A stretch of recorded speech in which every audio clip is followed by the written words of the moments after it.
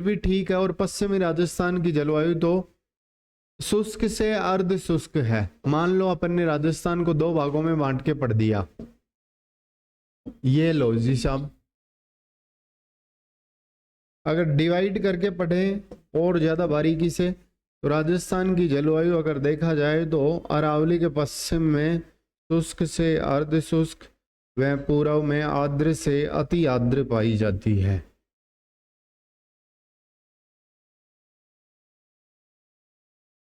ये लीजिए, जैसे ये राजस्थान है, ठीक, तो इधर कैसी जलवायु है? शुष्क से अर्ध शुष्क,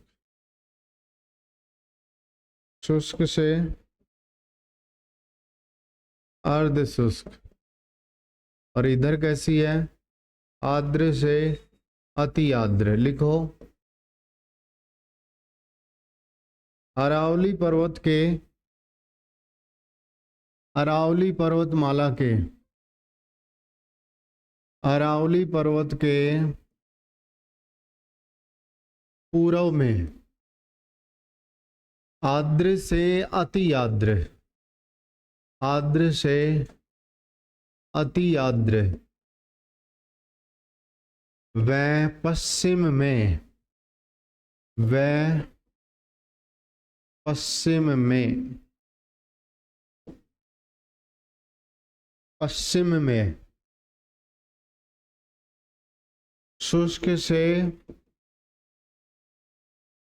अर्ध शुष्क जलवायु पाई जाती है। शुष्क से अर्ध शुष्क जलवायु पाई जाती है।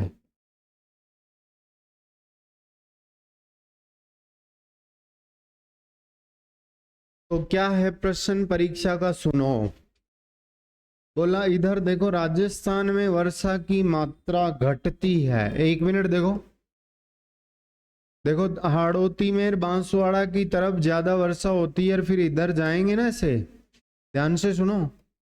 घटती है पूछे तो राजस्थान में वर्षा की क्वांटिटी घटती है। फर्स्ट ग्रेड का क्वेश्चन है। ये दिशा है नॉर्थ, ये है साउथ, ये क्या है ईस्ट, ये क्या है साउथ ईस्ट, ये क्या है नॉर्थ वेस्ट, और ये क्या है वेस्ट, ये क्या है नॉर्थ ईस्ट, और ये क्या है साउथ वेस्ट। बोलिए किधर से किधर की ओर जाने पे? फर्स्ट ग्रेड का क्वेश्चन है, ध्यान दो। राजस्थान में वर्षा की मात्रा घटती है दक्षिण और दक्षिण पूर्व से, यानी कि इन दोनों दिशाओं से कोई व्यक्ति उत्तर पश्चिम की ओर जाता है तो वर्षा की मात्रा घट जाती है। जैसलमेर और बीकानेर में वर्षा कम होती है। धीरे धीरे इधर जाएंगे तो वर्षा की मात्रा घट जाती है। इधर सुनिए मेरी बात को, अगर बढ़ती है पूछे तो फिर ये उत्तर करना, उत्तर पश्चिम से दक्षिण तथा दक्षिण पूर्व की ओर। तो ये डायग्राम अपने को यही बता रहा है कि राजस्थान में वर्षा की क्वांटिटी घटती है। लिखिए, ये बनाना भी है, प्रश्न लिखिए, राजस्थान में वर्षा की मात्रा घटती है, डैश करके लिखिए। राजस्थान में वर्षा की मात्रा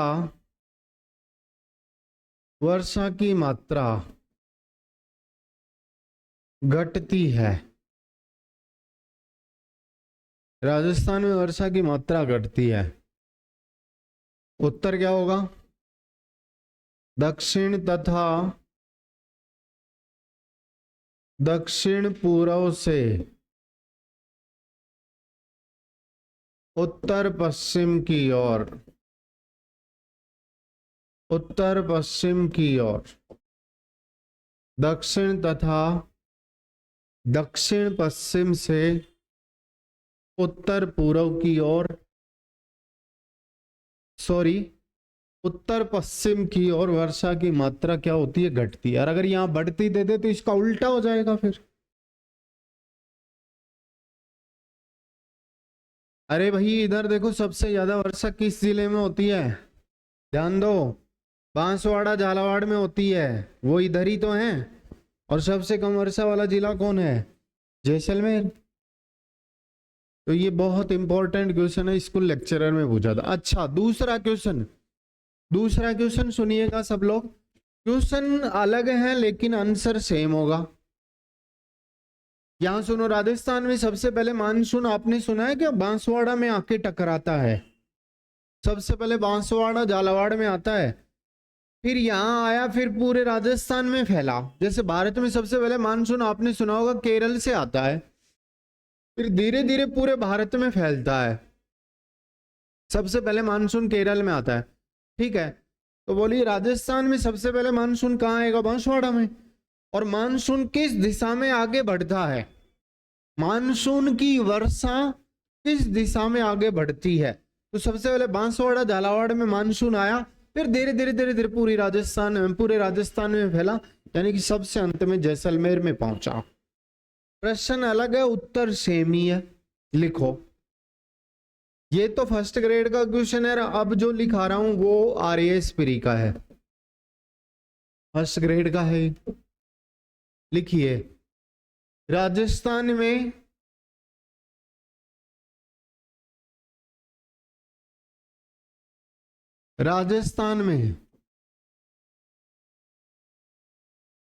मानसून की वर्षा, दूसरा प्रश्न है ये, प्रश्न 2। प्रश्न 1 तो लिख दिया अभी। राजस्थान में मानसून की वर्षा किस दिशा में आगे बढ़ती है? मानसून की वर्षा किस दिशा में आगे बढ़ती है? उत्तर क्या होगा? दक्षिण तथा दक्षिण पूर्व से उत्तर पश्चिम की ओर। दक्षिण तथा दक्षिण पश्चिम से दक्षिण तथा दक्षिण पूर्व से उत्तर पश्चिम। धीरे धीरे पूरे राजस्थान में, यानी कि सर्वप्रथम मानसून कहां आया? सर्वप्रथम मानसून का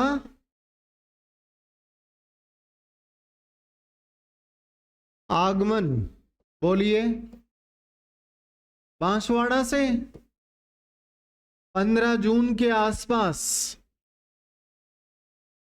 15 जून। और सबसे अंत में मानसून कहां पहुंचा? 15 जुलाई के आसपास। सबसे अंत में मानसून जैसलमेर पहुंचा। कितनी तारीख के आसपास? 15 जुलाई। यानी कि बांसवाड़ा और जैसलमेर में मानसून के प्रवेश करने का पूरा पूरा 1 महीने का अंतर है।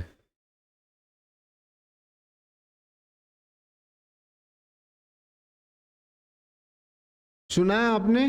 ताप कटिबंधों के प्रकार, एक डायग्राम बना रहे हैं अपन।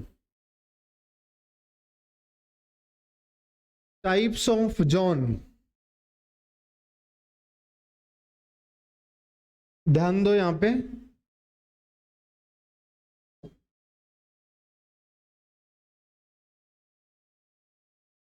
Three types of zone. आपने सुना होगा उष्ण कटिबंध,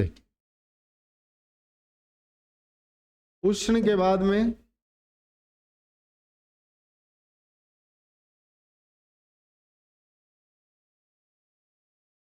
बनाते हैं अपन टाइप्स ऑफ जोन। ये सुना होगा आपने कि राजस्थान की जलवायु तो उष्ण शुष्क है और राजस्थान उपोष्ण कटिबंध में स्थित है। एक बार देखना, ताप कटिबंधों के प्रकार, हेडिंग लगा दो, ताप कटिबंधों के प्रकार।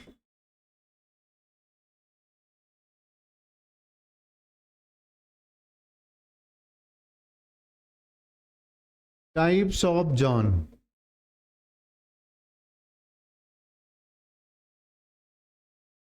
कितने टाइप होते हैं? 3 types of zone.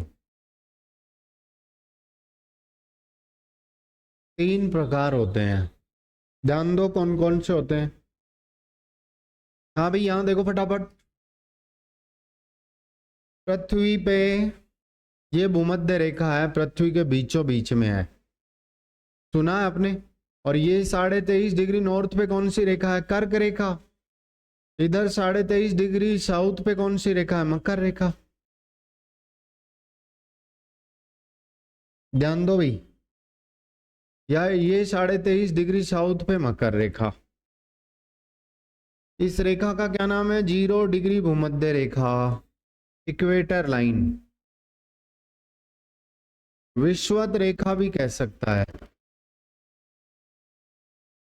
Equator line. ये 23.5 डिग्री नॉर्थ पे कौन सी रेखा है? ट्रॉपिक ऑफ कैंसर, कर्क रेखा, भारत के मध्य से होके गुजरती है। और ये 23.5 डिग्री साउथ पर कौन सी रेखा है? मकर रेखा।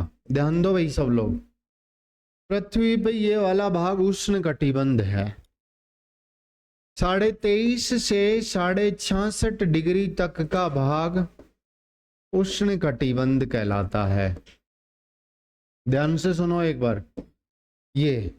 और भारत नक्शे में यहां है, तो आपने सुना होगा भारत का दक्षिणी भाग उष्ण कटिबंध में है। इधर देखो, दक्षिणी भाग उष्ण कटिबंध में है और ऊपर वाला भाग शीतोष्ण कटिबंध में है। ध्यान देना, ये अपना कटिबंध है शीतोष्ण, ये लीजिए, ये शीतोष्ण है। 66.5 डिग्री पे नॉर्थ यानी उत्तरी अक्षांश पे आर्कटिक रेखा है। और 66.5 डिग्री साउथ पे एंटार्कटिक रेखा है। 66.5 डिग्री साउथ पे एंटार्कटिक रेखा है। ठीक है,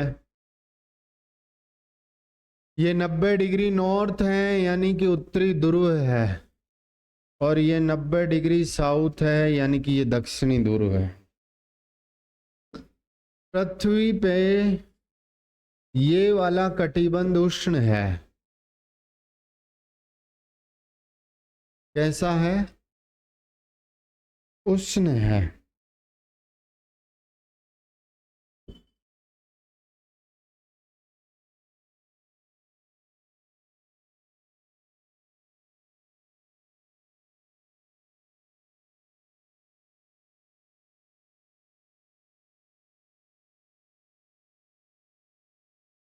ये वाला कटिबंध कैसा है? उष्ण है।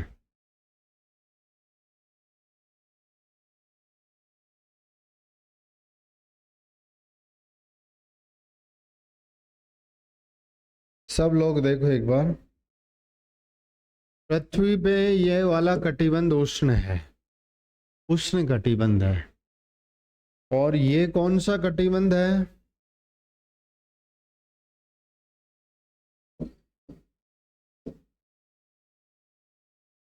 ये कटिबंध है उष्ण। ये दोनों गोलार्धों में शीतोष्ण कटिबंध है। ये कैसा कटिबंध है? शीतोष्ण।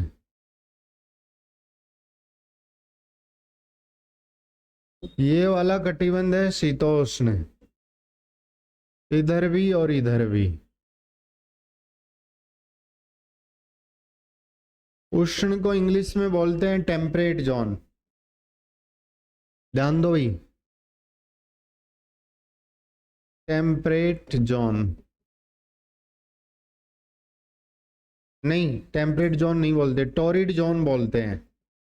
टॉरिड या ट्रॉपिकल जोन, टॉरिड जोन, इसे बोलते हैं टेम्परेट जोन। Temperate zone.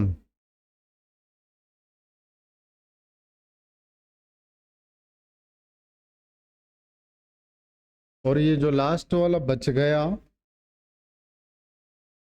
ये कटिबंध कौन सा है? शीत कटिबंध है। देखिए एक बार, ये कटिबंध कैसा है? शीत, फ्रीज जोन, फ्रीज जोन। कटिबंध तीन प्रकार के होते हैं, ध्यान दो, जल्दी बोलो। दक्षिणी भारत कौन से कटिबंध में है? उष्ण में। दक्षिणी भारत कौन से कटिबंध में है? उष्ण में। और उत्तरी भारत कौन से कटिबंध में है? शीतोष्ण। ध्यान दो, लेकिन राजस्थान है ना, वो उपोष्ण कटिबंध में है। सर उपोष्ण कटिबंध का प्रकार भी नहीं है, फिर कहां से आ गया ये? दोनों गोलार्धों में, ध्यान दो, दोनों गोलार्धों में 23.5 डिग्री से 23.5 से 30 डिग्री तक के भाग को उपोष्ण कहा जाता है, जो अपने आप में शीतोष्ण के दायरे में होता है। ठीक है, 23.5 से 30 डिग्री तक के भाग को जबरदस्ती ही उपोष्ण कहा जाता है। उपोष्ण का संधि विच्छेद करो, उप प्लस उष्ण, यानी कि उष्ण के ऊपर वाले भाग को उपोष्ण कहा जाता है, जो अपने आप में शीतोष्ण का भाग होता है। ध्यान दो, जनवरी, फरवरी, मार्च, अप्रैल, मई, जून, जुलाई, अगस्त, सितंबर, अक्टूबर, नवंबर, दिसंबर। मार्च में 21 मार्च, जून 21 जून, 23 सितंबर और 22 दिसंबर। ध्यान दो, 21 मार्च को सूर्य बीचों बीच सीधा चमकता है। ये 21 जून को कर्क रेखा पे चमकता है। 23 सितंबर को फिर भूमध्य रेखा पे चमकता है, और 22 दिसंबर को मकर रेखा पे चमकता है। सब लोग यहां देखो, 21 मार्च का सूर्य है ये वाला, 21 मार्च, तीसरा महीना 21 मार्च, तीसरा छठा महीना जून, 21 जून, 21 जून। ये 23 सितंबर, 23 सितंबर को सूर्य दक्षिणी गोलार्ध में जाना शुरू हो गया। भूमध्य रेखा पे चमका था, फिर दक्षिणी गोलार्ध में चला गया और ठंड बढ़ना शुरू हो गई अपने, क्योंकि भारत उत्तरी गोलार्ध में है। ये 22 दिसंबर। तो साथियों, ये सूर्य की चमकने की दशाएं हैं। वर्ष पर्यंत सूर्य इसी भाग के सामने चमकता है, अतः ये भाग उष्ण कटिबंध कहलाता है। बोलिए, ताप कटिबंधों के कितने प्रकार हैं? 3। दक्षिणी भारत कौन से कटिबंध में है? टोरिड जोन में। उत्तरी भारत कौन से कटिबंध में है? टेम्परेट। राजस्थान कौन से कटिबंध में है? उपोष्ण। उपोष्ण क्या है सर? उपोष्ण तो कटिबंध का प्रकार ही नहीं है।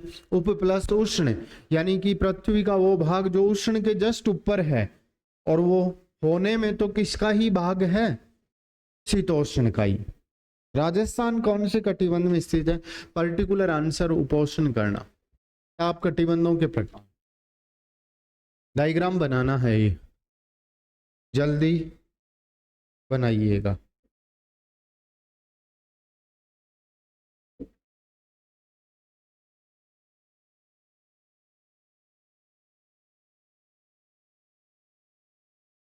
कटिबंध कितने प्रकार के होते हैं? 3।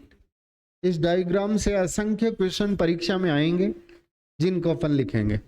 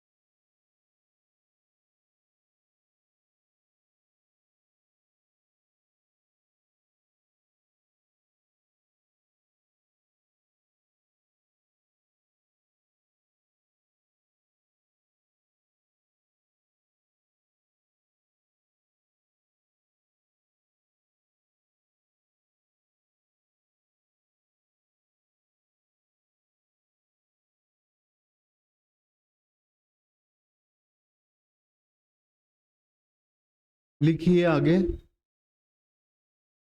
आज कुछ क्वेश्चन परीक्षा के भी आएंगे। शुरू करें। आप बताओ, सूर्य भूमध्य रेखा पे साल में कितनी बार चमकता है? 21 मार्च और 23 सितंबर। कर्क रेखा पे 21 जून और मकर रेखा पे 22 दिसंबर। ट्रॉपिक ऑफ कैंसर, कर्क रेखा का मतलब ट्रॉपिक ऑफ कैंसर और इसका मतलब मकर रेखा का ट्रॉपिक ऑफ कैप्रिकॉर्न।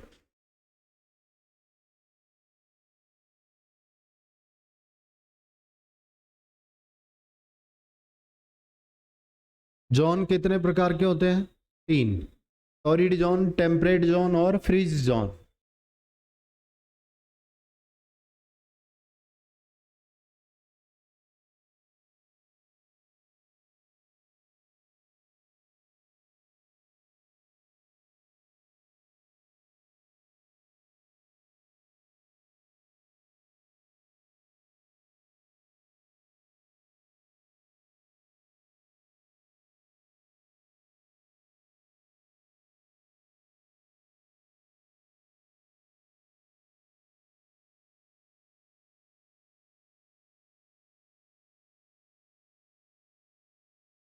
लिखें, अभी लिखना शुरू करो।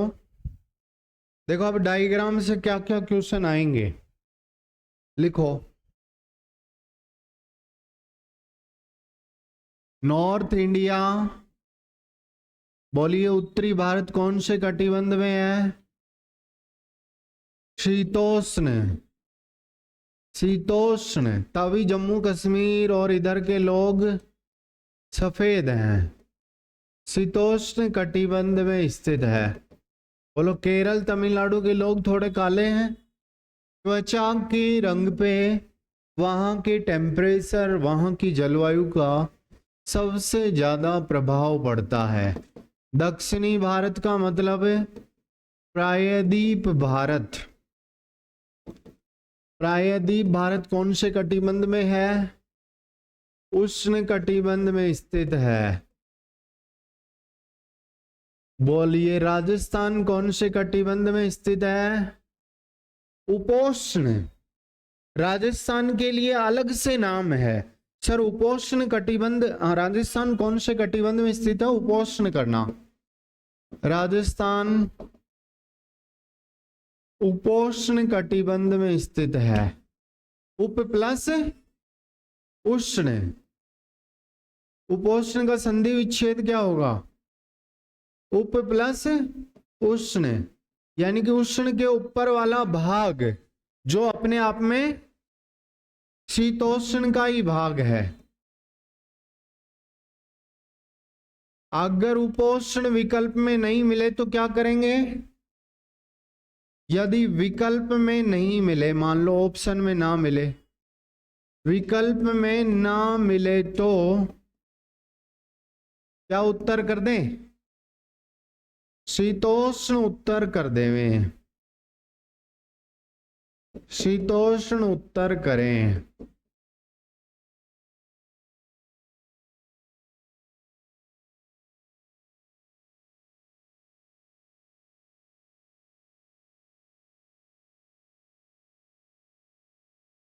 शीतोष्ण उत्तर करें।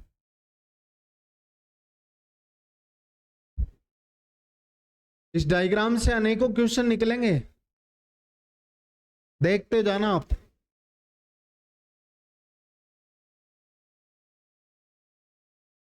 पैरेलल भारत के डेटा भी चल रहे हैं यहां पे।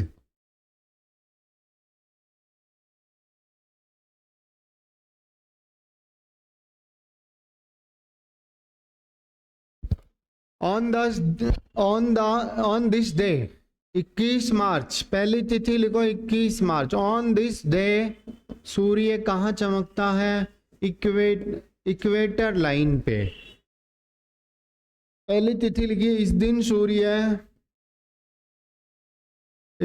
सूर्य 0 डिग्री भूमध्य रेखा पे बीचों बीच चमकता है। भूमध्य रेखा पर सीधा चमकता है। इस दिन सूर्य भूमध्य रेखा पर सीधा चमकता, बीचों बीच में चमकेगा तो दोनों गोलार्धों में एक साथ सूर्य उदय होगा। फलस्वरूप दोनों गोलार्धों में, उत्तरी गोलार्ध दक्षिणी गोलार्ध, भूमध्य रेखा पूरी पृथ्वी को दो बराबर भागों में बांटती है। दोनों गोलार्धों में एक साथ सूर्योदय होगा और 21 मार्च और 23 सितंबर वाले दिन 12 घंटे का दिन व 12 घंटे की रात होती है। एक साथ सूर्योदय होगा और पृथ्वी पर दिन रात की अवधि क्या होगी? बराबर होगी। दिन रात की अवधि बराबर होगी, इक्वल होगी। दिन रात की अवधि इक्वल होगी। साल में कितनी बार? 2 बार। ऋतु कौन सी होगी मार्च में? वसंत।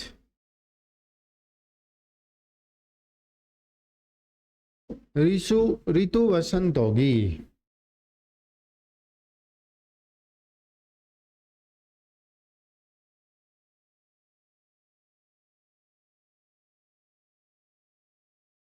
मार्च के महीने में वसंत ऋतु होती है।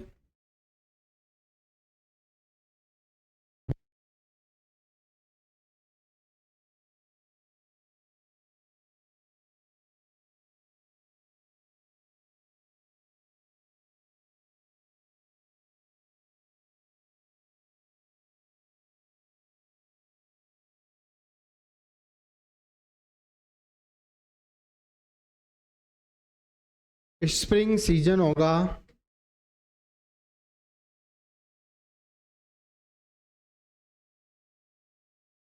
वसंत ऋतु होगी।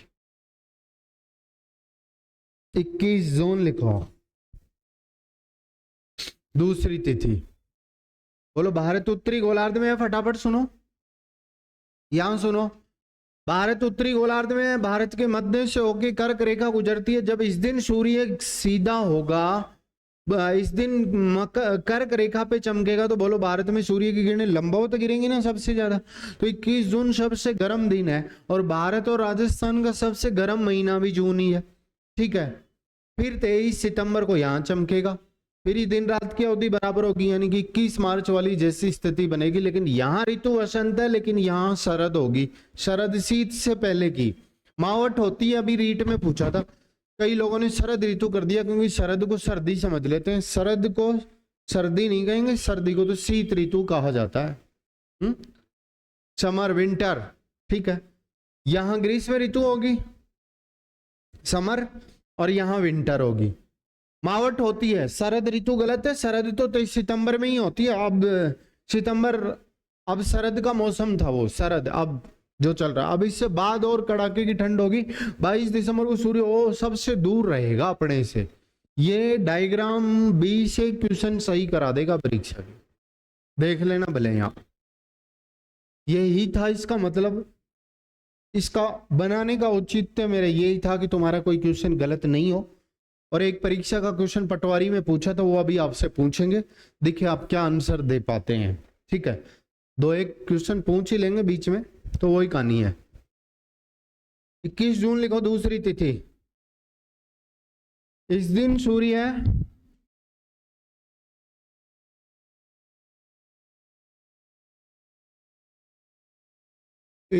सूर्य कर्क रेखा पर लंबवत चमकता है। कर्क रेखा पर लंबवत चमकता है। फलस्वरूप भारत सहित उत्तरी गोलार्ध में, भारत सहित उत्तरी गोलार्ध में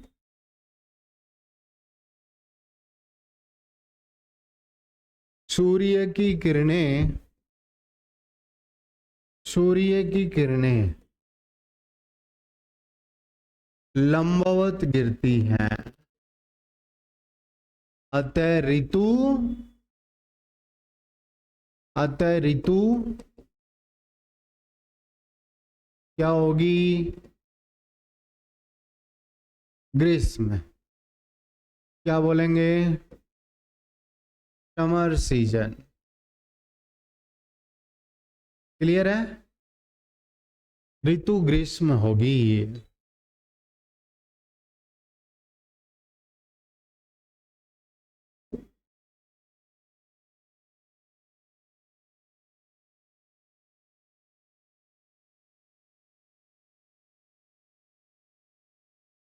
ऋतु गर्मी की होगी।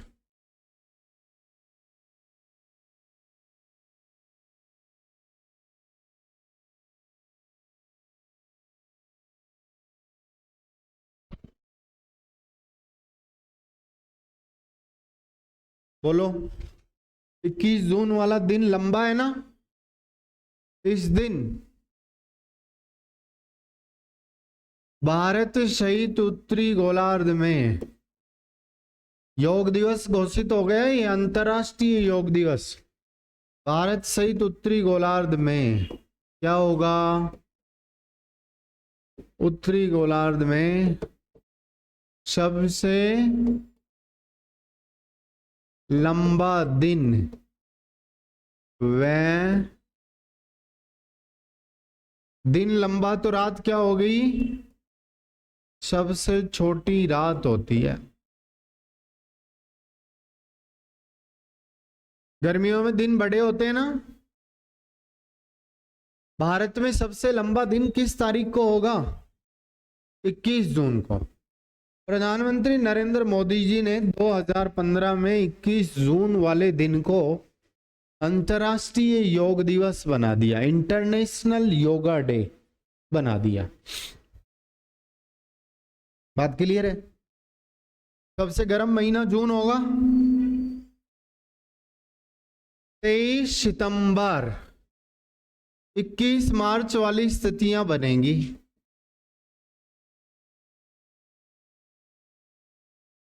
सीधा लिख दो, 21 मार्च वाली स्थिति बनेगी। 21 मार्च वाली स्थिति बनेगी। लेकिन ऋतु कौन सी होगी? शरद। लेकिन ऋतु होगी शरद। 22 दिसंबर। बता दो कि साल में सूर्य भूमध्य रेखा पे कितनी बार लंबवत चमकता है? कितनी कितनी तारीख को? 21 मार्च और 23 सितंबर।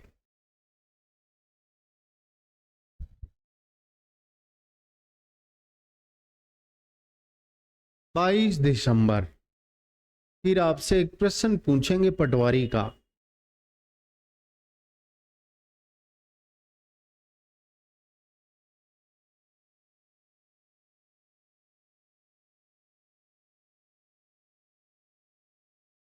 हाँ भाई, 22 दिसंबर।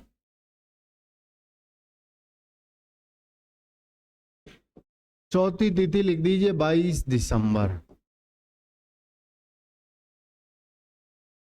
इस दिन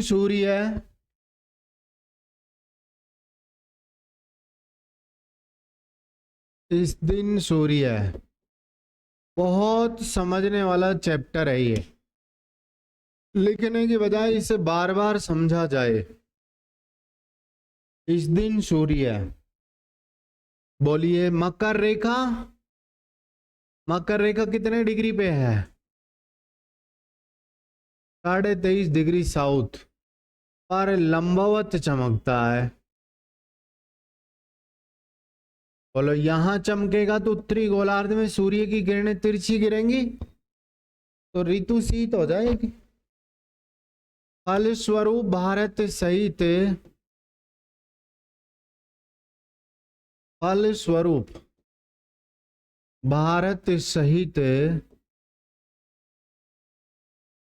उत्तरी गोलार्ध में, भारत सहित उत्तरी गोलार्ध में सूर्य की किरणें तिरछी गिरती हैं, तिरछी गिरती हैं। अतः ऋतु क्या होगी?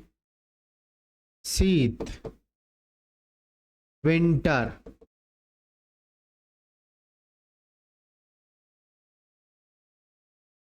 Winter season. ठंड आ रही है अब धीरे धीरे। किस दिन सूर्य है भारत से सबसे ज्यादा दूर होगा? 22 दिसंबर को। तो सबसे ठंडा दिन 22 दिसंबर को ही कहेंगे। 22 दिसंबर को किसी कारणवश दिन ठंडा ना हो तो आप ये मत कह देना सर ने गलत लिखा दिया। ये अपनी स्थितियां नहीं चलेंगी, ये सूर्य के आने जाने से चलेंगी। बात क्लियर है? आप मेरी बात सुनो। इस भूमध्य रेखा को आपने सुना है ना कि विषुवत रेखा भी कहते हैं। तो सूर्य का विषुवत रेखा पे लंबवत चमकना विषु, और इस कर्क और मकर रेखा को आयन रेखीय भाग बोलते हैं। आयन रेखीय।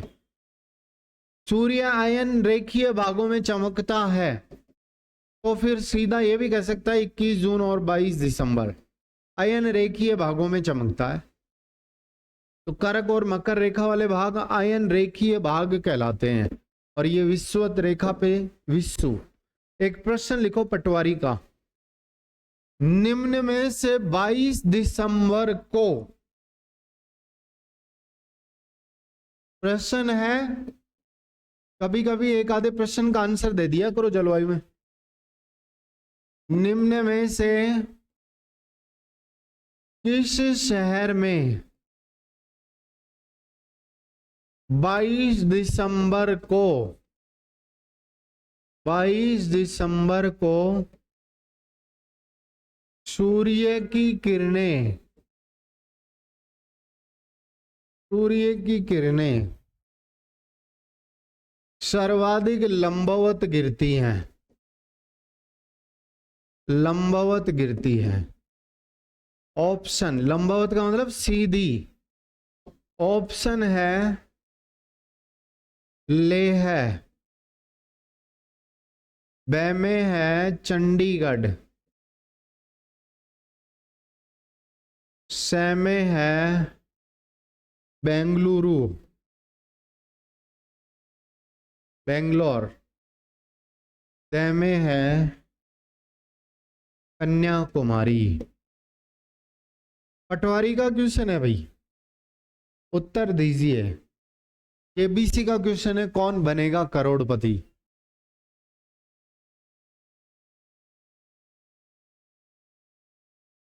लगाओ देखे माइंड। प्रश्न की तरफ देखो जरा।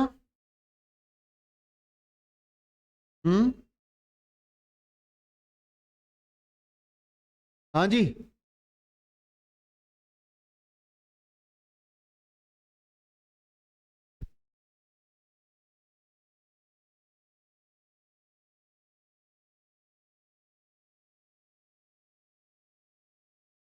है? कैसे आदमी हो भाई तुम? मेरा प्रश्न सुनो। 22 दिसंबर को किस शहर में सूर्य की किरणें सीधी गिरेंगी? बोलो। 22 दिसंबर को सूर्य मकर रेखा पे चमक रहा है, और ये लेह है, ये चंडीगढ़ है, ध्यान दो, ये बेंगलोर है, ये कन्याकुमारी है। पागलों, किस में सबसे ज्यादा सीधी गिरेंगी? बोलो। और तिरछी किस में गिरेंगी? अगर ऑप्शन में कन्याकुमारी नहीं हो, गंजी इधर देखा, ऑप्शन में कन्याकुमारी नहीं हो, बेंगलोर, भोपाल, चंडीगढ़ और लेह हो, तो फिर सीधी किस में गिरेंगी? बेंगलोर में। गया है क्या? बेचे में गया है क्या तुम्हारे? छोटा सा क्वेश्चन नहीं बता पाए तुम, फिर क्या पढ़े थे तुम? 22 दिसंबर को यहाँ चमक रहा है, चारों शहरों में से चारों शहरों को दर्शाना था। कहाँ है? किस में सीधी गिरेंगी? जो नजदीक होगा उसमें ही सीधी गिरेंगी, दूर में सीधी कैसे गिरेंगी? है? मैं अभी यहाँ से सूर्य चमकाना शुरू करूँ या टॉर्च से प्रकाश डालना शुरू करूँ, वो भैया केशव बैठे उनके लेट किरणें पहुंचेंगी या कम किरणें गिरेंगी, तुम्हारे आगे वालों की ज्यादा गिरेंगी। है? ऐसे ही बोले जा रहे हैं। कैसे लेह कैसे सोचा? लेह में तो सबसे ज्यादा तिरछी गिरेंगी, ठंड होती है। हैं? कैसे सोचा आपने लेह? उत्तर कीजिए। कन्याकुमारी। पटवारी का क्वेश्चन है, फेल हो गए तुम पटवारी के क्वेश्चन। क्या बात है। और सर्वाधिक तिरछी किस में गिरेंगी? और ऑप्शन में लेह, चंडीगढ़, बेंगलोर और भोपाल हो तो फिर सीधी किस में गिरेंगी? बेंगलोर। सर्वाधिक तिरछी गिरेंगी इसमें।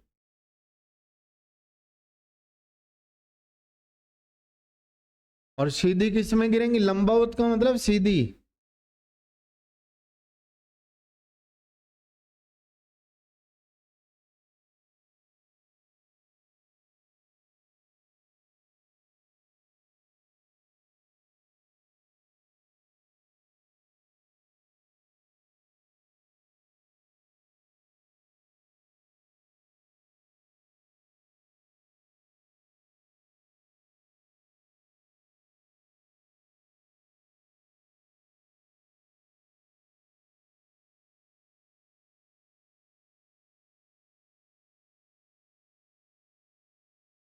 इंडिया में आने या ना आने इससे क्या फर्क पड़ेगा इसका।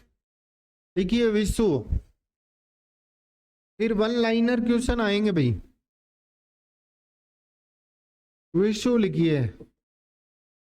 सूर्य का विषुवत या भूमध्य रेखा पर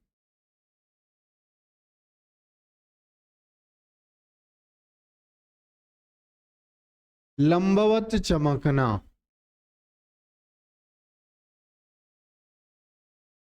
लंबवत चमकना विषुव कहलाता है। बोलो कब कब विषुवत रेखा पे चमकता है? 21 मार्च को और 23 सितंबर को।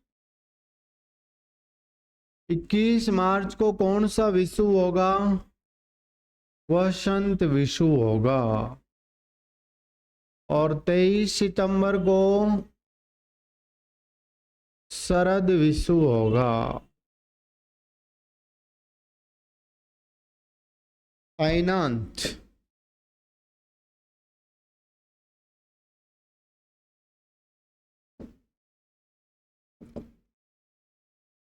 अयनांत लिखिए।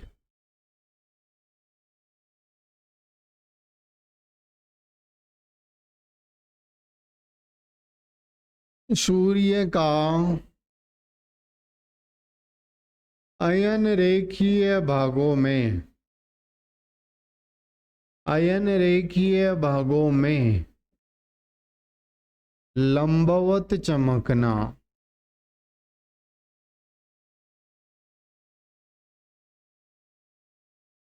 अयन रेखीय भागों में लंबवत चमकना। अयन रेखीय भाग कौन कौन से हैं? कर्क व मकर रेखा।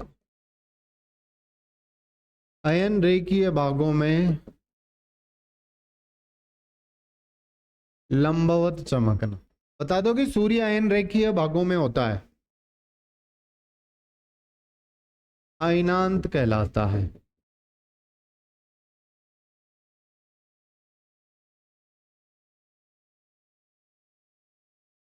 21 जून को कैसा अयनांत होगा? ग्रीष्म अयनांत। और 22 दिसंबर को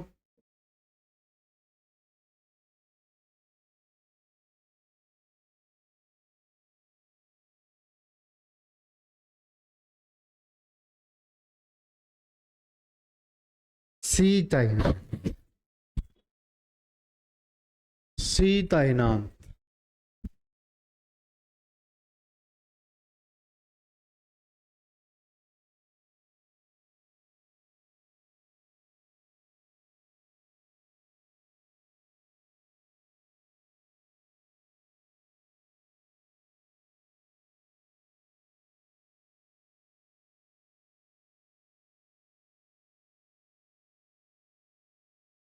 बोलिए हाँ भाई, राजस्थान का सबसे गर्म महीना क्या होगा?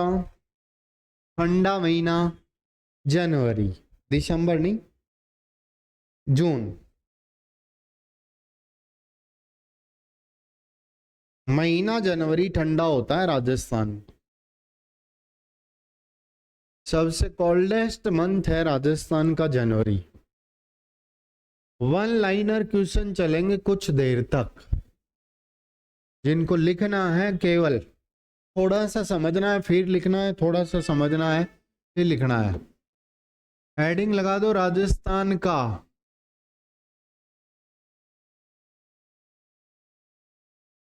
या में, ये हेडिंग शुरू में ही लगा दो।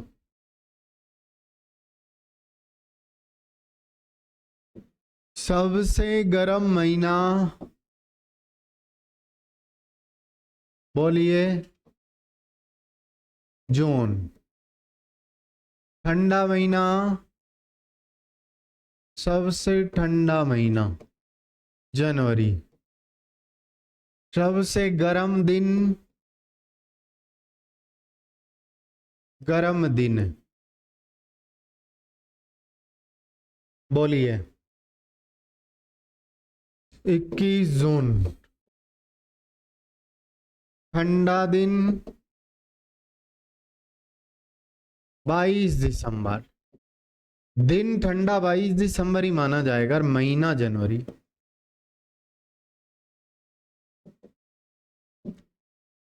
सबसे गर्म जिला, हाँ भाई नहीं नहीं नहीं नहीं नहीं, जैसलमेर नहीं, पहले के आंकड़ों में चूरू और अब फलोदी भी जिला बन गया। एक ही आएगा विकल्प में, दोनों नहीं आएंगे। चूरू, पहले के आंकड़ों में चूरू और नए आंकड़ों में फलोदी, क्योंकि जिला बन गया फलोदी, दोनों नहीं आएंगे। सबसे ठंडा जिला, ठंडा जिला चूरू। सबसे गर्म जिला चूरू। सबसे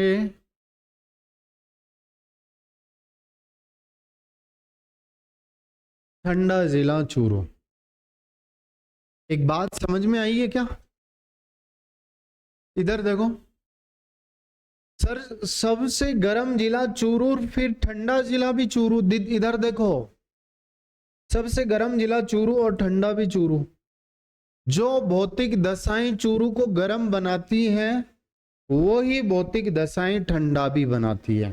सर्दियों में सबसे ज्यादा ठंडा और गर्मियों में सबसे ज्यादा गर्म चूरू होता है। तो बोलो गर्मियों में चूरू का तापमान मान लो 48 पहुंच गया और सर्दियों में -2 पहुंच गया, तो टेम्परेचर डिफरेंस कितना हो गया, तापांतर कितने का हो गया? 48 -2 में 50 का अंतर हो गया ना भाई। माइनस, अरे जीरो के बाद -1 -2, 2 तो ये हो गए और 48 इधर हो गए, 50 का अंतर हो गए।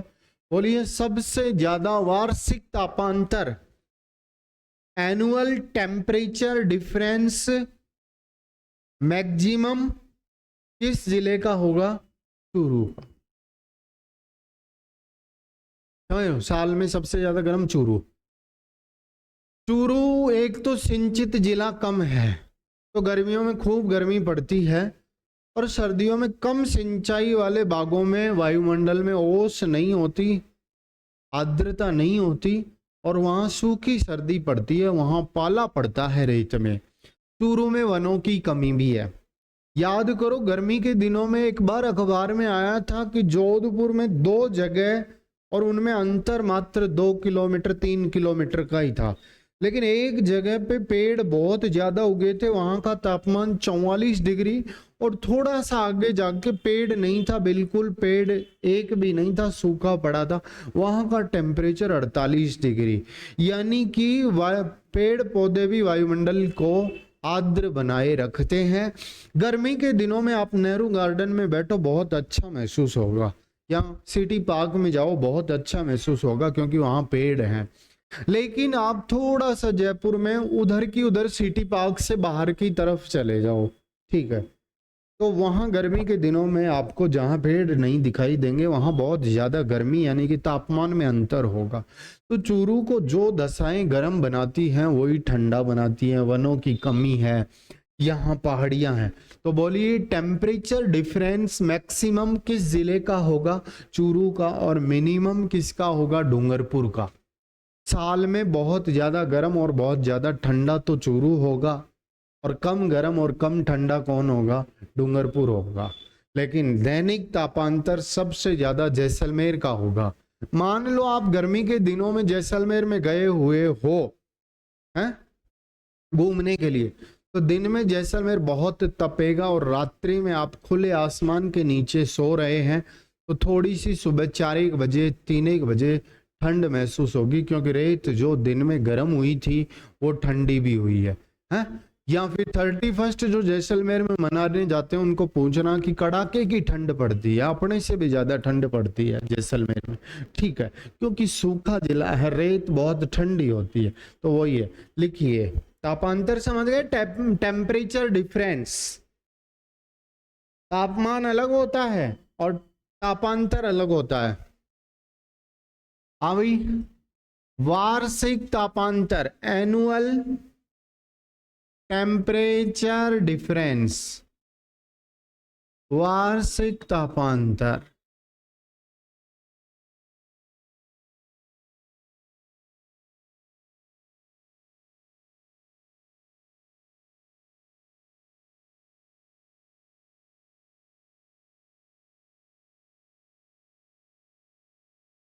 बोलिए वार्षिक तापांतर अधिकतम यानी कि मैक्सिमम तो किसका होगा? चूरू का। और मिनिमम किसका होगा? न्यूनतम डूंगरपुर का। ट्रिक्स क्या बनी है? सी डी, सी यानी चूरू, डी यानी डूंगर, ये ट्रिक्स बनी है। और दैनिक तापांतर समझते हो? डेली टेम्परेचर डिफरेंस, यानी कि एक दिन में दैनिक तापांतर सर्वाधिक किस जिले का होगा? जैसलमेर का। अधिकतम जैसलमेर का होगा और न्यूनतम डूंगरपुर का पड़ोसी है बांसवाड़ा, न्यूनतम होगा बांसवाड़ा का। अभी डूंगरपुर और बांसवाड़ा दोनों पास पास ही हैं। सबसे गर्म और ठंडा जिला हो गया। बोलिए सबसे गर्म स्थान बरिया वाली बीकानेर, और अब तक तो फलौदी भी स्थान ही था। यहां बरिया वाली बीकानेर को प्राथमिकता दें। स्थान अलग होता है, जिला अलग होता है।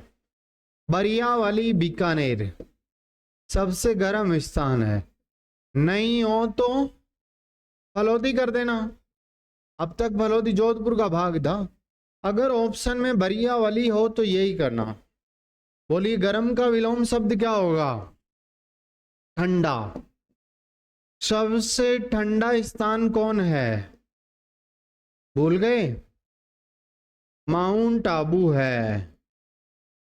माउंट आबू ठंडा होने की वजह क्या है?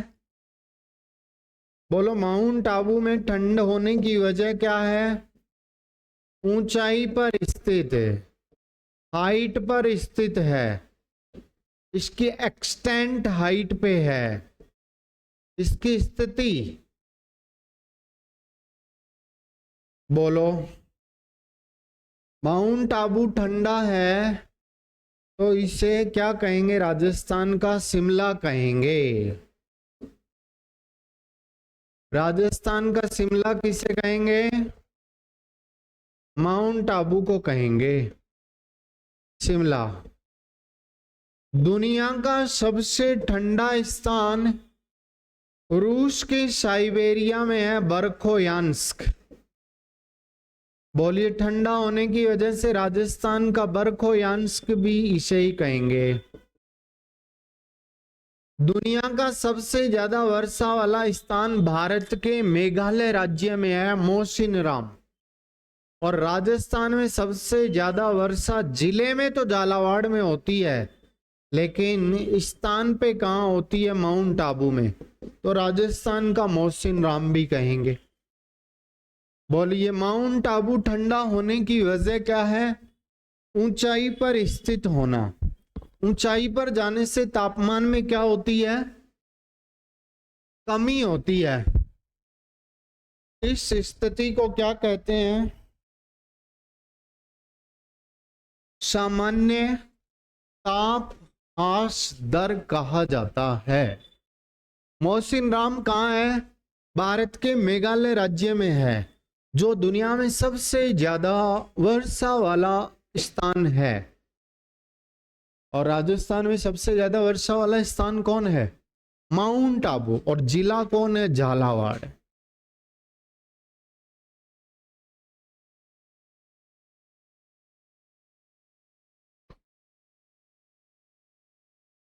माउंट आबू ठंडा होता है। पटवारी का दूसरा क्वेश्चन आ गया यहां से। पटवारी में 2-3 क्वेश्चन आए थे जलवायु से।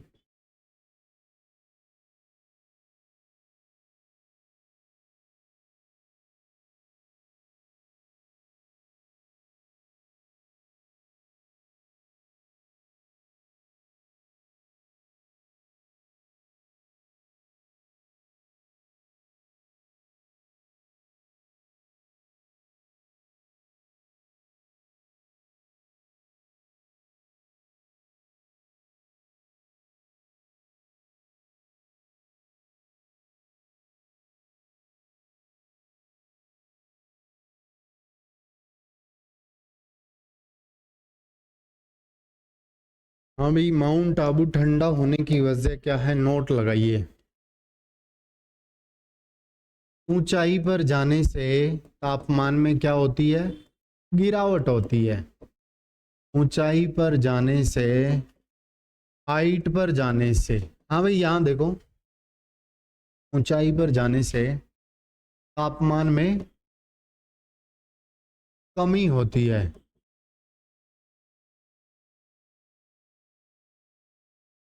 इस स्थिति को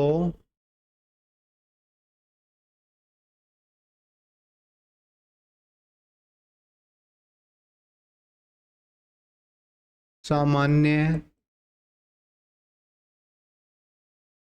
ताप ह्रास, ह्रास यानी कमी, सामान्य ताप ह्रास दर कहा जाता है।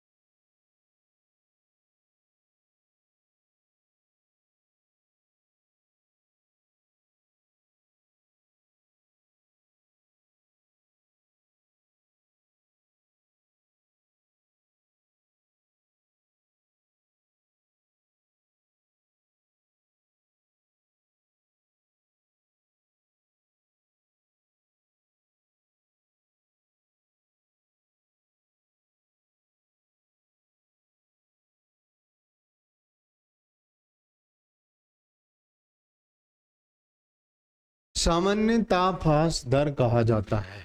नॉर्मल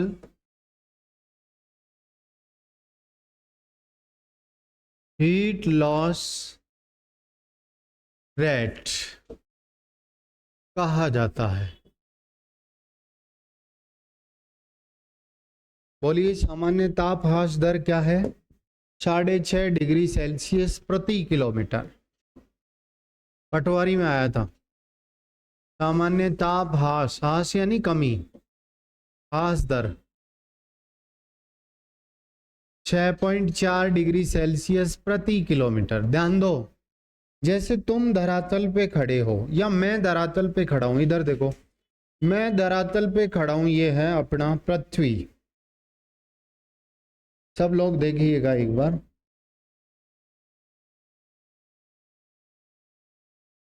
जैसे ये पृथ्वी है,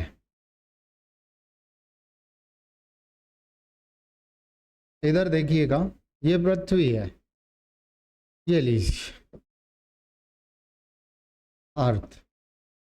और कोई व्यक्ति यहाँ खड़ा है, ऊंचाई पे खड़ा है, नहीं मान लो किसी वायु विमान में बैठ के ऊपर चला गया, तो विमान के अंदर तो कुछ भी महसूस नहीं होगा, लेकिन इतनी ऊंचाई पे तापमान कम होगा। कितना? 6.5।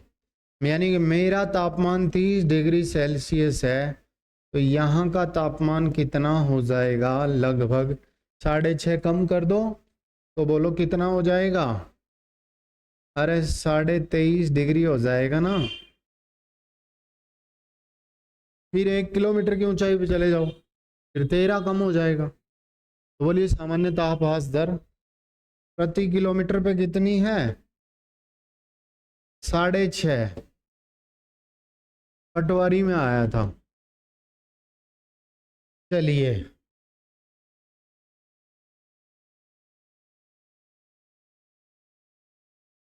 ये तो फिजिक्स पढ़ी होगी आपने, उसमें भी पता होगा ना कि तापमान ऊंचाई पे जाने से कम होता है।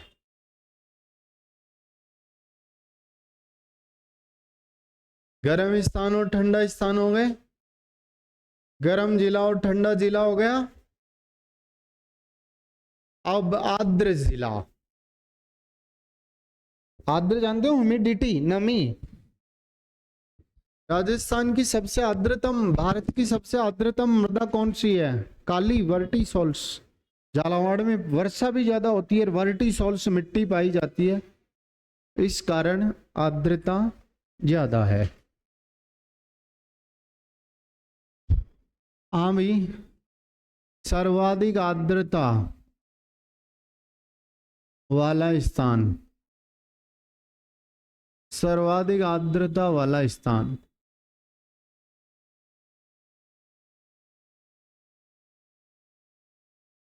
बोलिए। माउंट आबू। आर्द्रतम, सबसे आर्द्रतम स्थान करो,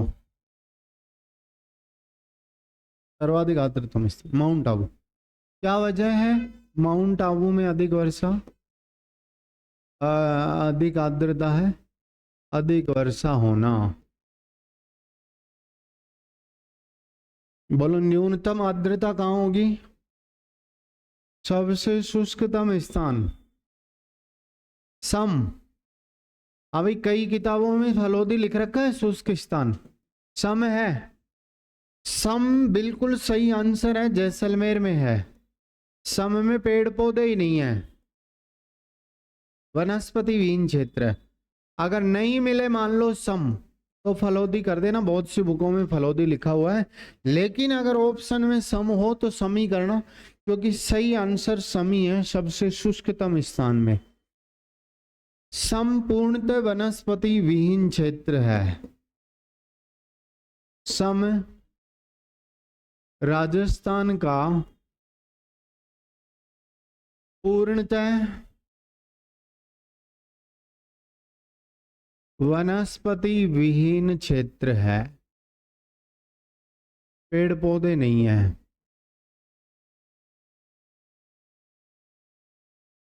सबसे आर्द्रतम जिला कौन है? झालावाड़, ज्यादा वर्षा होती है। सबसे आर्द्रतम जिला झालावाड़, झालावाड़। आर्द्रतम क्यों है झालावाड़? कारण अधिक वर्षा और कौन सी मृदा? वर्टिसोल्स, सूखती नहीं है वर्टिसोल्स मृदा, लंबे समय तक नमी बनी रहती है। शुष्कतम जिला कौन सा है? जैसलमेर। सबसे शुष्कतम जिला जैसलमेर।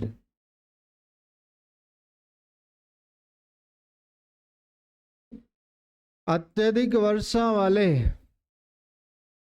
जिले, अत्यधिक वर्षा वाले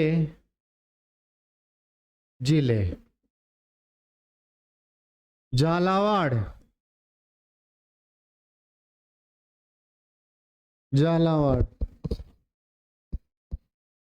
150 सेंटीमीटर, झालावाड़ के बाद 12 प्रतापगढ़ और बांसवाड़ा, ये ज्यादा वर्षा वाले जिले हैं। सिरोही भी है, सबसे ज्यादा वर्षा वाला जिला झालावाड़, जिले क्रम से, हाँ भाई झालावाड़ सबसे ज्यादा वर्षा वाला स्थान माउंट आबू। अत्यधिक वर्षा वाले जिलों में किसका नाम आ रहा है? झालावाड़ का।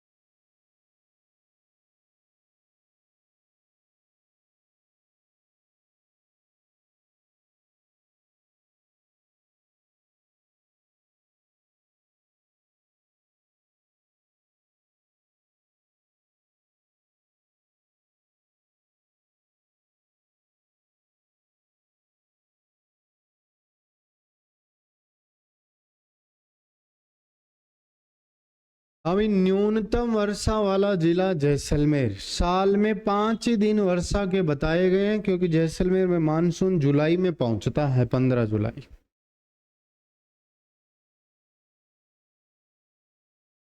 न्यूनतम वर्षा वाला जिला, जिला जैसलमेर, 7 से 9 सेंटीमीटर, 5 दिन वर्षा के बताए गए हैं मात्र।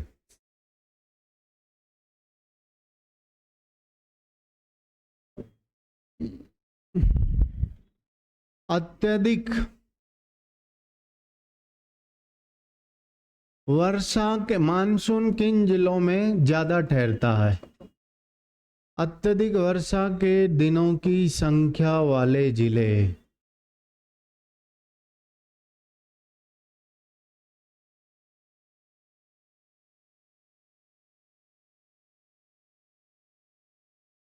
झालावाड़ में 40 दिन वर्षा के हैं, झालावाड़ 40 दिन, लेकिन माउंट आबू में पर्टिकुलर 47 दिन है, लेकिन माउंट आबू जिला नहीं है। सिरोही में भी अच्छा रुकता है मानसून, 39 दिन, बांसवाड़ा में भी अच्छा रुकता है मानसून, 38 दिन। खैर ये क्वेश्चन ज्यादा काम में नहीं आएंगे। बोलो अकेले माउंट आबू में वर्षा के दिन कितने हैं? 46 दिन साल में, क्योंकि सबसे ज्यादा वर्षा के दिनों की संख्या वाला जिला तो झालावाड़ है, और जगह कौन है? माउंट आबू। अब एक प्रश्न का आंसर दे दो, ये प्रश्न बता दो, निम्न में से हाँ भाई बताइए, निम्न में से फर्स्ट ग्रेड का क्वेश्चन है ये, 2018-19 में पूछा गया था। निम्न में से कौन से जिलों में दैनिक तापांतर न्यूनतम होगा?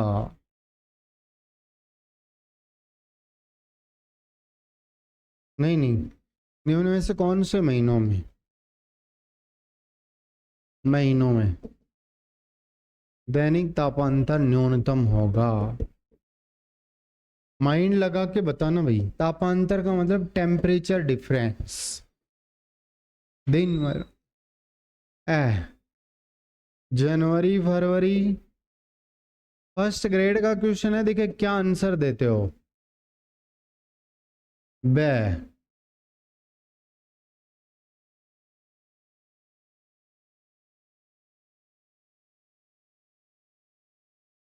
अप्रैल मई,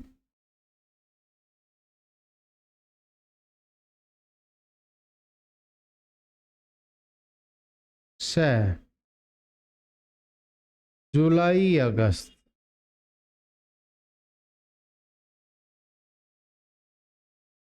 अक्टूबर नवंबर। तापांतर न्यूनतम होगा। फर्स्ट ग्रेड का क्वेश्चन है और तुम्हारे लिए भी चुनौती है, सोच के आंसर दो। कौन से महीनों में तापांतर कम होगा राजस्थान में? दैनिक तापांतर। अगलो इधर आओ। जुलाई अगस्त उत्तर होगा।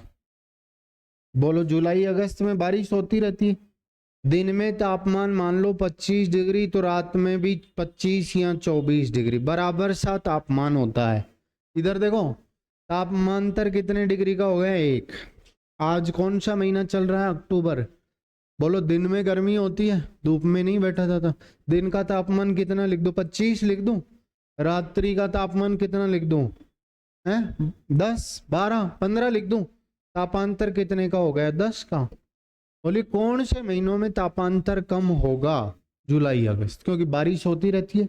जैसा दिन में तापमान वैसा ही रात में तापमान, बराबर। दिन में बारिश, रात्रि में बारिश। अगस्त के महीने में जाओ ना इस बार, है फर्स्ट ग्रेड का क्वेश्चन। न्यूनतम होगा, मैंने ये बोला था।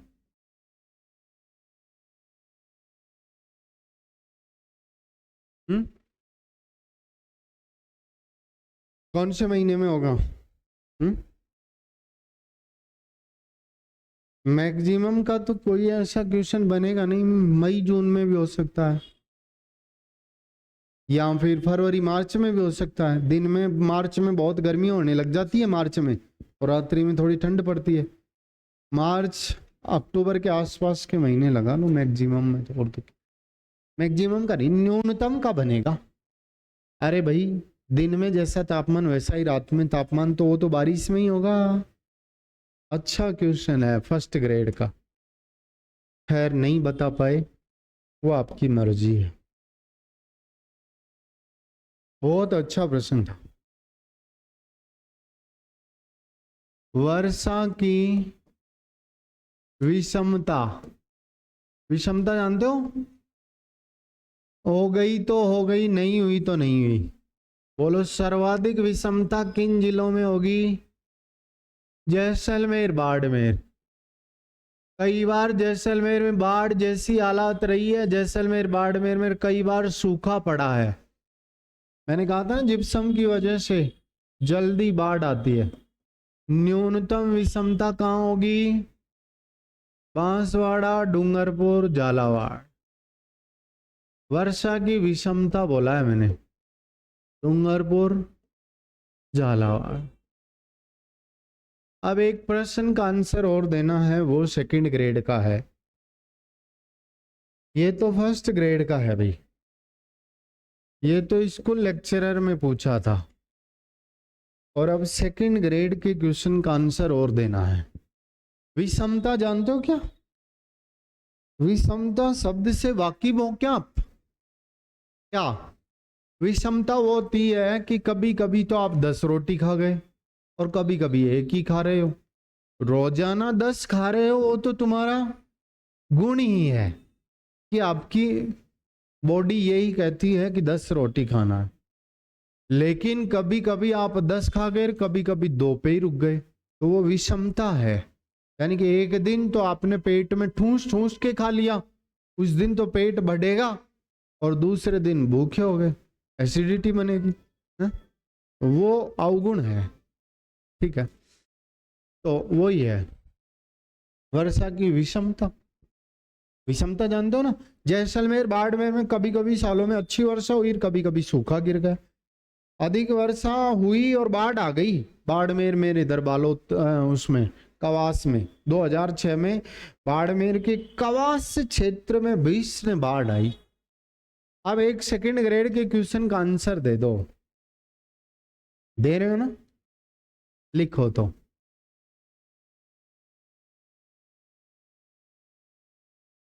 उच्च वाष्पीकरण की दर वाले जिले, उच्च वाष्पीकरण की दर वाले जिले हैं। सेकंड ग्रेड में पूछा था, उच्च वाष्पीकरण की दर वाले जिले हैं।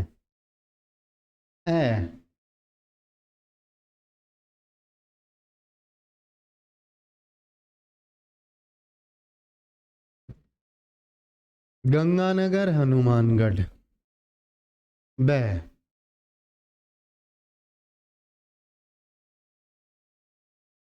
डूंगरपुर बांसवाड़ा, डूंगरपुर बांसवाड़ा, से जैसलमेर बाड़मेर। उत्तर बताइए। The Alwar Bharatpur, Jaisalmer Barmer, the Alwar Bharatpur. Second grade में आया था क्वेश्चन।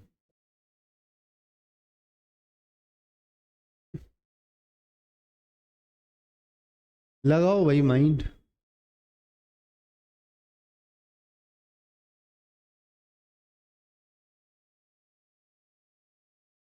एक्सप्लेन कर सकते हैं कैसे बोला आपने जैसलमेर बाड़मेर?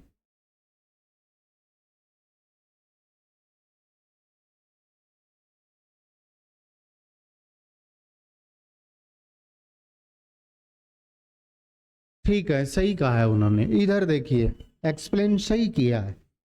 हाँ भाई, यहाँ क्या पूछा है? उच्च वाष्पीकरण की दर वाले जिले। अगर ये दर शब्द नहीं दे तो आंसर चेंज होगा। इधर देखिए, इसमें ये पूछ रहा है कि ज्यादा वाष्पीकरण तेज गति से किन जिलों में होगा, हाई वाष्पीकरण की रेट किन जिलों में होगी? जैसलमेर बाड़मेर। अच्छा, यहां ये कहते कि उस उच्च वाष्पीकरण वाले जिले हैं, उच्च वाष्पीकरण वाले जिले हैं कि, और दर शब्द को काट दे तो फिर डूंगरपुर बांसवाड़ा उत्तर होगा। क्यों? क्यों? क्योंकि जैसलमेर और बाड़मेर में तो पानी है ही नहीं, किसका वाष्पीकरण होगा? लेकिन इधर जो पानी है उसके वाष्पीकरण की दर जल्दी तेज गति से होगा बजाय इन जिलों के। तो यहां दर शब्द की वजह से जैसलमेर बाड़मेर होगा। बहुत से लोगों ने इस क्वेश्चन का आंसर डूंगरपुर बांसवाड़ा किया। मेरे से आके पूछे कि सर इसका आंसर जैसलमेर बाड़मेर कैसे होगा? जैसलमेर बाड़मेर में तो पानी ही नहीं है, वाष्पीकरण किसका होगा? मैंने यहाँ पे लाला वाष्पीकरण नहीं पूछ रहा, वाष्पीकरण की दर पूछ रहा है। ठीक है, इसका उल्टा लिख दो, न्यूनतम वाष्पीकरण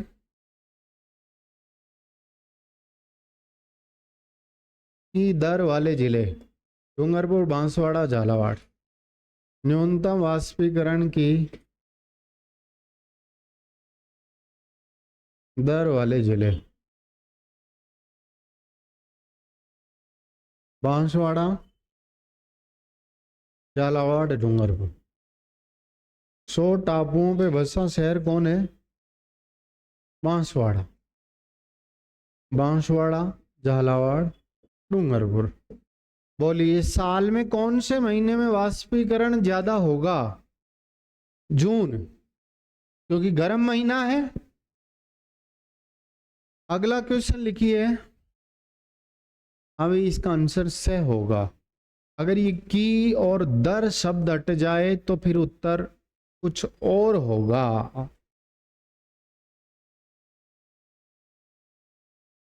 बोलिए। उच्च वाष्पीकरण। अभी दुनिया का सबसे आर्द्रतम स्थान मौसिन राम है। उच्च वाष्पीकरण की दर वाला महीना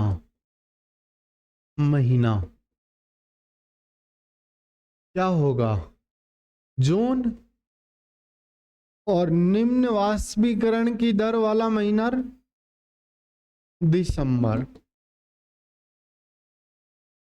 दिसंबर।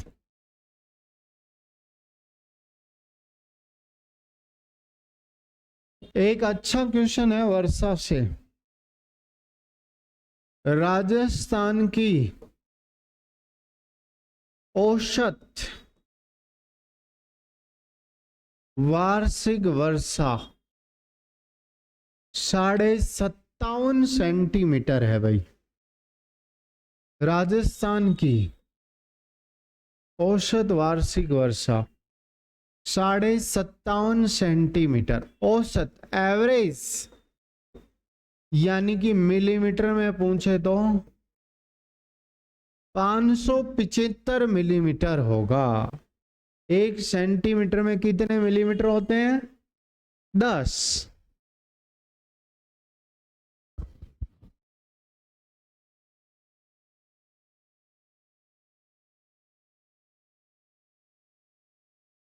कोई बता सकता है? राज्य में सूर्य की किरणें, राजस्थान में सूर्य की किरणें सबसे ज्यादा लंबवत किस जिले में गिरेंगी? बांसवाड़ा। क्यों? इधर देखो भाई, वो ही माइंड लगाया करो। भूमध्य रेखा कहाँ है? भूमध्य रेखा ये। भूमध्य रेखा से दोनों ध्रुवों की ओर जाने से, इधर देखो, इधर और इधर, यानी कि दोनों ध्रुवों की ओर जाने से, भूमध्य रेखा से दोनों ध्रुवों की ओर जाने से, इधर देखो सब लोग, भूमध्य रेखा से ध्रुवों की ओर जाने से तापमान में कमी होती चली जाती है। तो बोलिए, ये राजस्थान है जिसकी आकृति पतंगाकार है। तो बोलिए, राजस्थान में सूर्य की किरणें सबसे ज्यादा लंबवत किस में गिरेंगी? बांसवाड़ा। और तिरछी किस में गिरेंगी? श्री गंगानगर। लिखिए, राजस्थान में सूर्य की किरणें सर्वाधिक लंबवत, राजस्थान में सूर्य की किरणें सर्वाधिक लंबवत, उत्तर कर दो बांसवाड़ा में। राजस्थान में सूर्य की किरणों का सर्वाधिक सीधापन, ऐसे लिखो, राज्य में सूर्य की किरणों का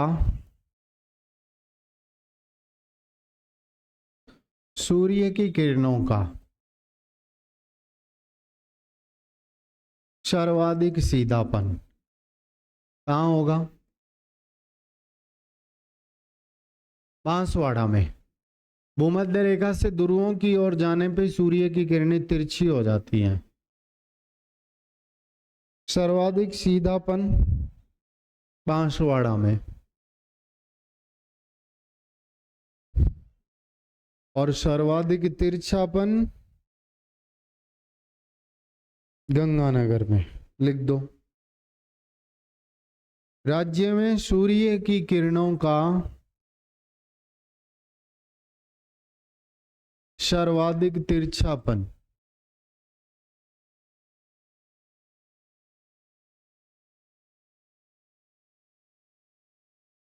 श्री गंगानगर में। क्यों? भूमध्य रेखा से ध्रुवों की ओर जाने पे तापमान में क्या होती है? कमी होती है। अब आपने सुना होगा कि सबसे ज्यादा धूल भरी आंधियां राजस्थान के किस जिले में चलती हैं? तो जैसलमेर आंसर मत कर देना, राजस्थान में सबसे ज्यादा धूल भरी आंधियां गंगानगर में चलती है।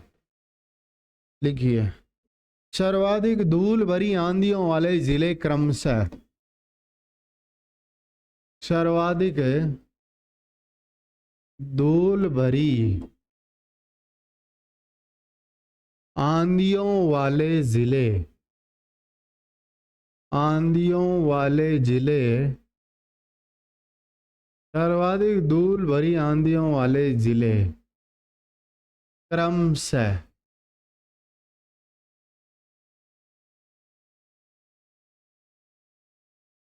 सबसे ज्यादा धूल भरी आंधियों वाले जिले कौन से हैं?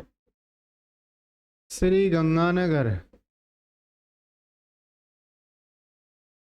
27 दिन आंधियों के बताए गए हैं साल में। गंगानगर का पड़ोसी कौन है ना? बीकानेर। नीचे वाला पड़ोसी देखो ना, बगल वाला क्यों देख रहे हो? बीकानेर 18 दिन। ऐसे देखो पास पास ही, दूर मत जाओ।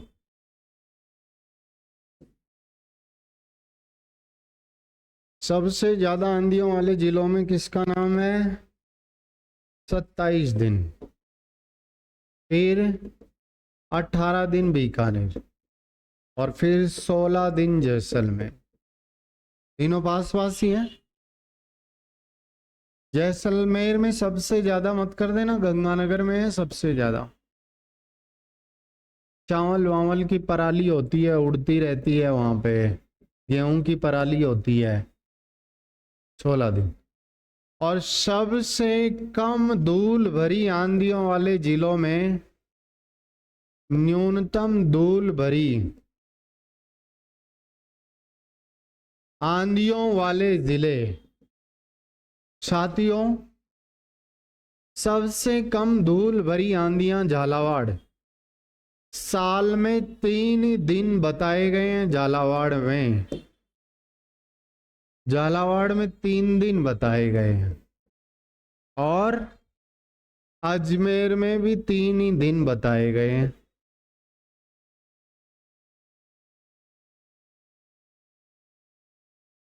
न्यूनतम आंधियों वाला जिला झालावाड़ करना,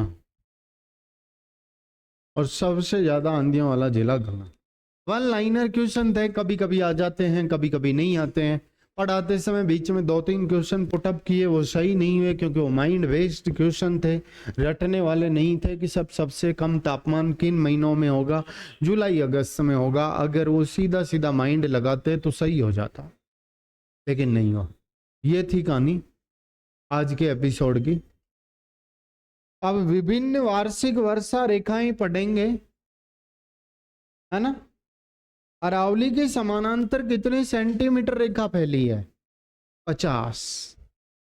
राजस्थान को 2 बराबर भागों में बांटती है 40, और लगभग 2 बराबर भागों में बांटती है 50। लगभग आ गया पहले, और ठीक 2 बराबर भागों में बांटती है 40। बोलिए 50 तो बराबर में नहीं बांटती, 40 बांटती है। विभिन्न वार्षिक वर्षा रेखाएं हेडिंग लगा दो, वो पढ़ेंगे बाद के एपिसोड में, ठीक है। ये थी कहानी आज की, विभिन्न वार्षिक वर्षा रेखाएं, कोपेन का जलवायु वर्गीकरण। ये अगले एपिसोड में पढ़ेंगे। ये कॉन्सेप्ट क्लियर करना ज्यादा से ज्यादा।